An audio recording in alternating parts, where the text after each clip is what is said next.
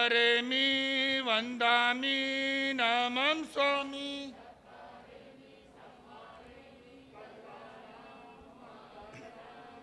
Mic इधर लाता है, बहुत इधर आता है। अरिहन्ताण नमो सिद्धाण नमो आयर्याण नमो बुवत्सायाण नमो लोये सवसाहूणम् ईसो पञ्चनमोकारो सर्वपावपरासनो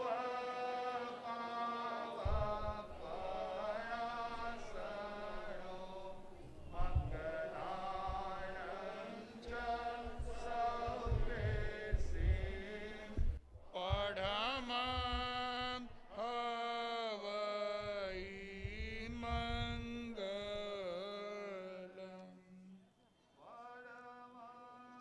हवै मङ्गलम्।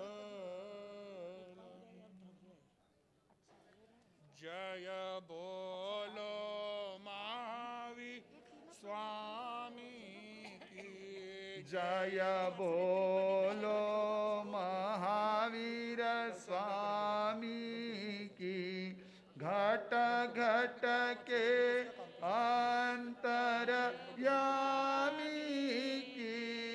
घट घट के अंतर्यामी की। जय बोलो महावीर स्वामी की। जय बोलो महावीर स्वामी की। हो लाख बार प्रणाम तुम्हें, हो लाख बार प्रणाम तुम्हें। हे वीर प्रभु भगवान तुम्हें। हे वीर प्रभु भगवान तुम्हें। मुनि दर्शन मुक्ति गामी की। मुनि दर्शन मुक्ति गामी की। जय बोलो महावीर स्वामी की जय बोलो महावीर स्वामी की।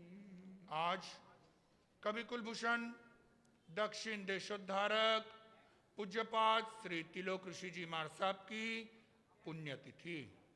जिस महापुरुष के इस दक्षिण प्रांत पर बहुत उपकार रहे हुए, ऐसे महापुरुष की आज पुण्यतिथि है। आइए प्रवचन की श्रृंखला में हम प्रवचन सुनेंगे। उपप्रवर्तिनी प्रवचन प्रभाविका महासती जी श्री दिव्य ज्योति जी महाराज साहब। महासती जी श्री दिव्य ज्योति जी महाराज साहब। 24 में अवतार महावीर त्रिशूलानंदन प्यारा। प्रभु वीर को वंदन मेरा। प्रभु वीर को वंदन मेरा। फूल सानंदन हे गुरु आनंद। याद करे जग सारा। बोलो श्रमण संग जयकारा। बोलो श्रमण संग जयकारा। समता ममता सहिष्णुता के मूरत ज्योति प्यारी। भो राम गुरु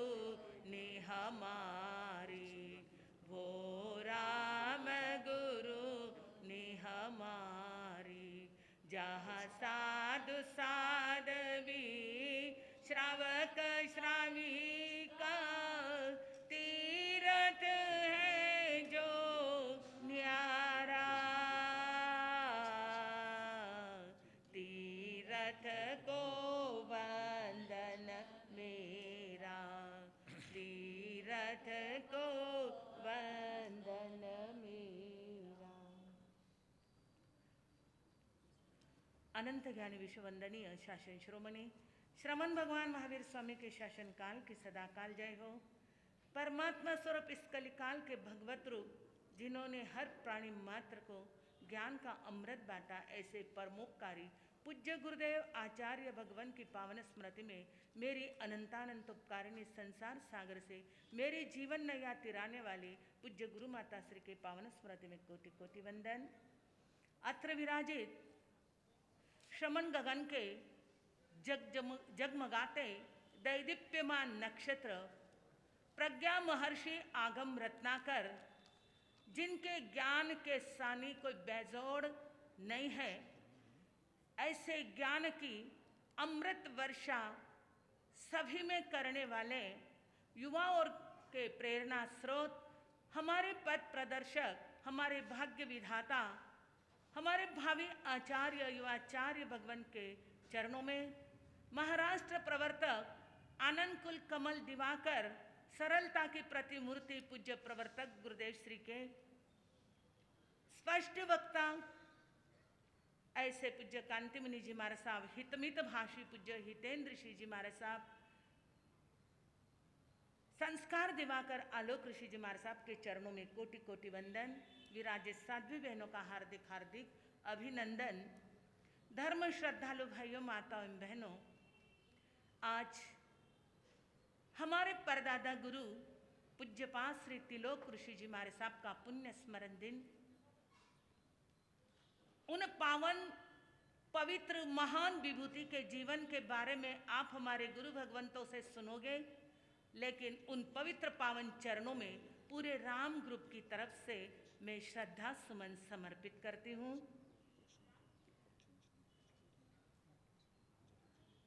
चातुर्मास के इन पावन दिनों में हम चर्चा कर रहे थे धर्म के ऊपर कि मोक्ष मार्ग को प्राप्त कराने के लिए धर्म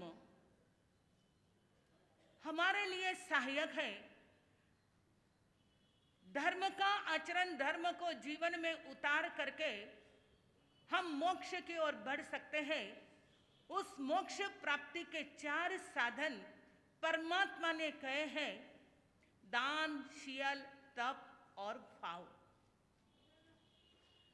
जीवन के अंदर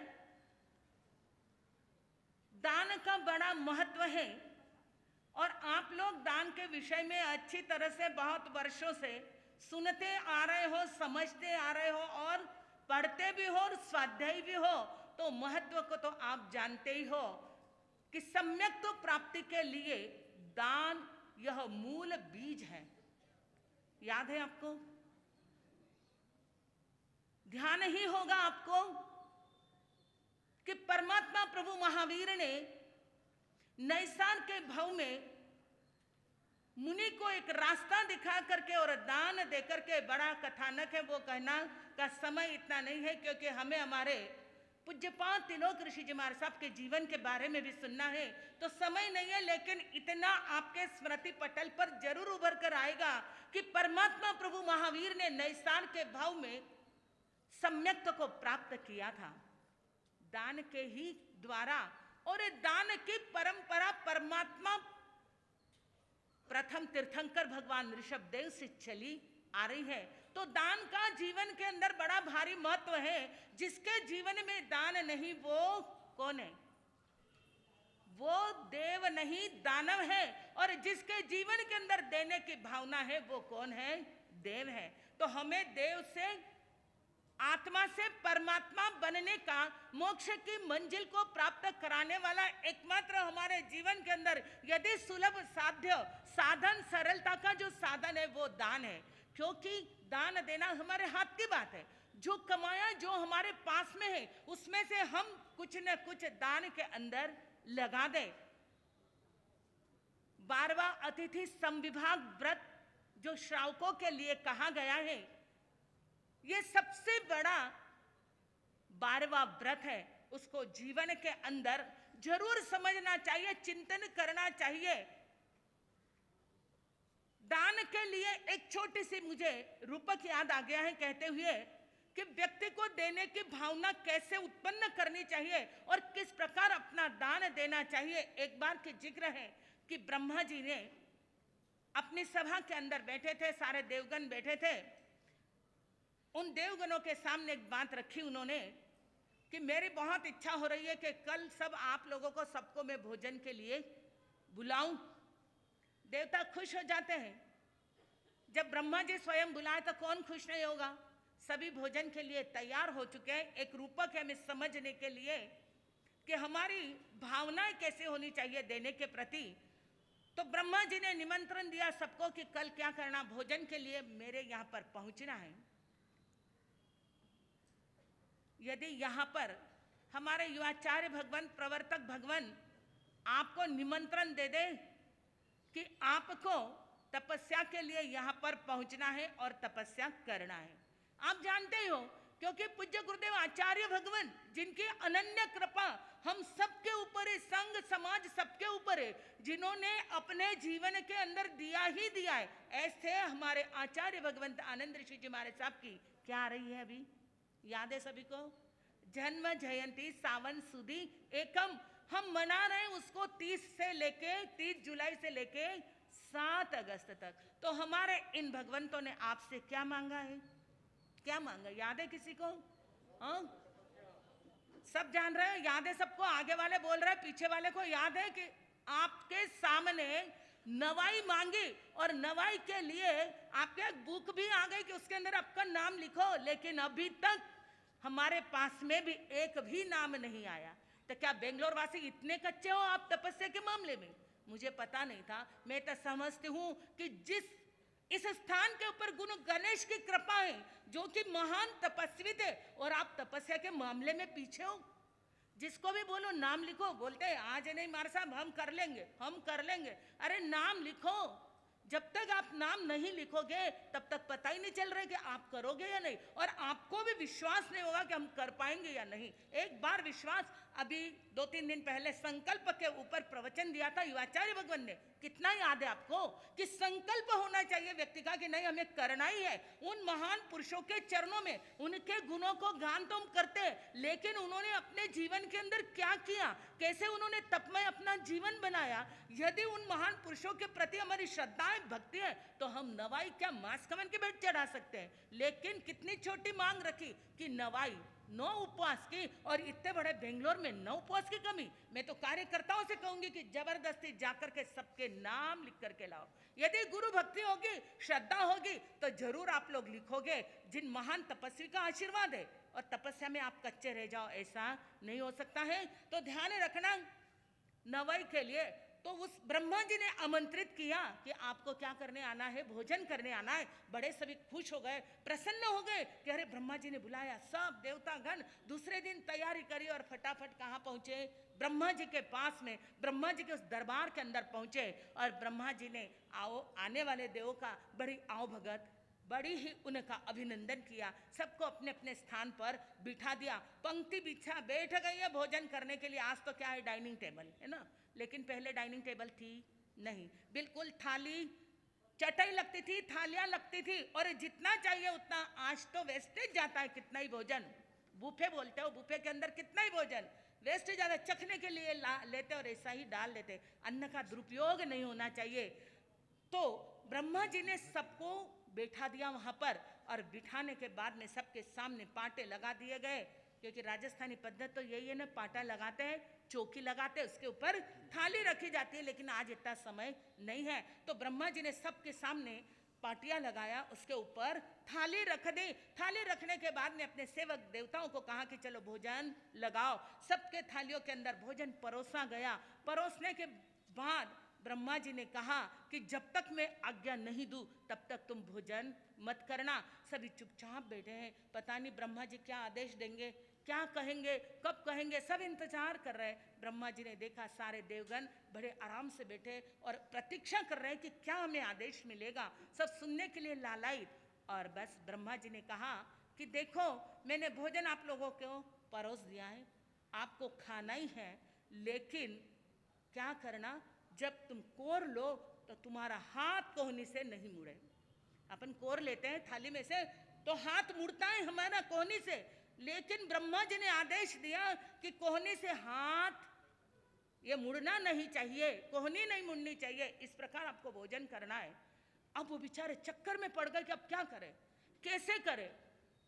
जो कुछ सरल स्वाभाविक शांत मूर्ति हमारे युवाचार्य भगवान प्रवर्तक भगवान जैसे थे, उन्होंने तो बिल्कुल दिमाग लगाया क्या करना चाहिए, लेकिन हमारे जैसे जो क्रोधी थे उनको तो एकदम क्रोध चढ़ा, भन्ना गए, अरे ब्रह्मा जी कैसे, हमारे क्या मजाक करे, हमको क्यों बुलाया गया, काय के लिए भोजन के लिए बुलाया, कोहनी से हाथ नहीं मोड़ना। ब्रह्मा जी को दिमाग नहीं है शायद, जो बोलते हैं कोहनी से हाथ नहीं मोड़ रहा, बगैर हाथ मोड़े भोजन करेंगे कैसे। तो जो तुनक मिजाजी थे हमारे जैसे, वो तो उठ उठ करके चले गए, लेकिन जो समझदार थे, जिनके पास में बुद्धि थी, सोचने समझने की ताकत थी, वो वहीं बैठे और उन्होंने आइडिया लगाई कि अपना हाथ कोहनी से नहीं मोड़ना, कैसे भोजन करेंगे। बस आमने सामने दोनों देवगण पंक्ति में आमने सामने बैठ गए, थाली बीच में रखी और एक और सामने वाले देव को खिलाया और सामने वाले ने उनके सामने वाले देव को खिलाया। बताओ हाथ मुड़ेगा कहीं, कहीं नहीं मुड़ता है, बस कोर लो और सीधे हाथ से खाओ। ये रूपक हमें क्या देता है संदेश, कि स्वयं भी खाओ और दूसरे को भी खिलाओ। जो खाता ही खाता रहता है तो वो जीवन में कुछ नहीं पाता है, जो स्वयं का ही पेट भरता है, स्वयं के ही तिजोरियां भरता है, वो जीवन में अच्छे कर्म कभी नहीं कर सकता है। और जो दूसरे को बांटता है तो उसका बढ़ता ही जाता है, जितना देते उतना बढ़ता है। तो जो संग्रह किया है उसमें से आप बांटते रहो, देते रहो, यदि नहीं दिया तो पड़ा पड़ा खराब हो जाएगा। मैंने कल ही कहा था कि उसको सरकार भी लूट ले जाएगी। तो हमें इन चीजों का ध्यान रखना है। हमारे धर्म का पहले 4 मार्ग बताए, दान, शील, तप और भाव, और उसमें मोक्ष मंजिल को प्राप्त करने वाली जो पहली सीढ़ी है वो है दान। तो दान धर्म के ऊपर हमको सोचे, चिंतन करे, समझे कि दान का कितना बड़ा भारी महत्व है। यदि हमने दान देना सीखा नहीं तो हमें कभी कुछ मिलने वाला भी नहीं है। तो इनका सबका चिंतन करें। हम ज्यादा नहीं कहूंगी, बस मेरे शब्दों को यहीं विराम देते हुए हम सोचेंगे कि दान के ऊपर और भी अधिक बोला जा सकता है, लेकिन समय का ध्यान रख करके हमें इन चारों के ऊपर चर्चा करनी है। याद रखना है कि दान की हमारी चर्चा चल रही है और आगे हमारी चर्चा क्या चलेगी वो समय आने पर हम सोचेंगे, समझेंगे। इन्हीं शब्दों के साथ में ओम शांति। आइए, आपने महासती जी उपप्रवर्तनी दिव्य ज्योति जी महाराज साहब से दान के विषय में सुना। कवि कुलभूषण पूज्यपाद श्री तिलक ऋषि महाराज साहब, आचार्य भगवंत आनंद ऋषि जी महाराज साहब के दादा गुरु, पूज्य गुरुवर्य श्री रत्न ऋषि जी महाराज साहब के गुरु, प्रवर्तक श्री जी ने पूज्य गुरुदेव के मुखारविंद से उनके बारे में बहुत कुछ सुना है। आइए आप और हमसे भी सुनेंगे। महाराष्ट्र प्रवर्तक गुरु आनंद के ज्येष्ठ शिष्य पूज्य श्री कुंदन ऋषि जी महाराज साहब से आज का प्रवचन। अज्ञानतिमिरान्धानां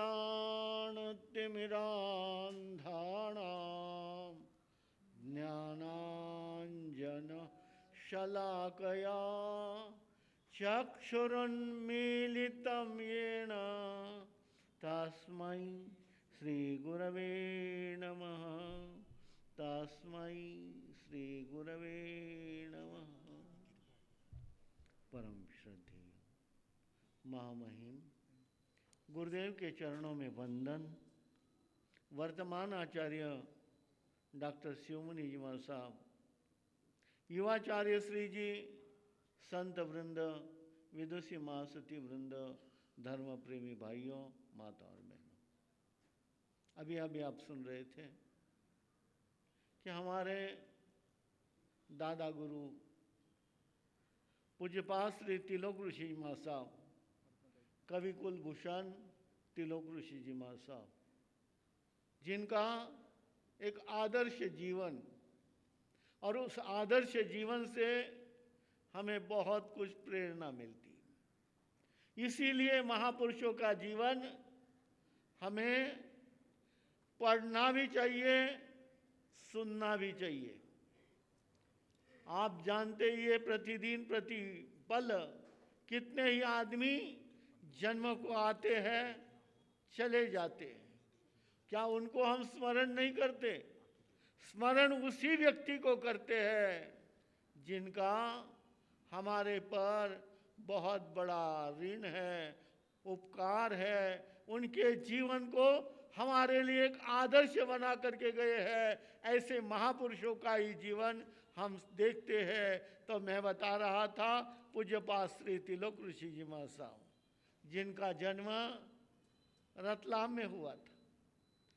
मध्य प्रदेश मालव देश, और उस मालव देश के अंदर रतलाम एक अच्छी नगरी है, जहाँ पर जैन नगरी के रूप में माना जाता है। वहीं पर सेठ दुली चंद जी साहब यानी रह रहे थे। वहाँ अच्छी तरह से उनका आदर्श एक यानी वह प्रतिदिन अपने व्यवहार को संभालते हुए भी एक अच्छी तरह से श्रावक व्रत का भी परिपालन कर रहे थे। कहते हैं उनके वहाँ पर माता नानूबाई, जिनकी कुक्षी से लंबी चौड़ी बात नहीं करनी है, थोड़े ही दिनों यानी थोड़े ही समय के अंदर मुझे उनका थोड़ा सा जीवन आपके सामने रखना है। साथ ही साथ उनके कुछ आदर्श को हमारे सामने लेना है। इसीलिए मैंने बहुत संक्षेप में करना शुरू किया है कि वहाँ नानूबाई के कुक्षी से पूज्यपाद तिलोक ऋषि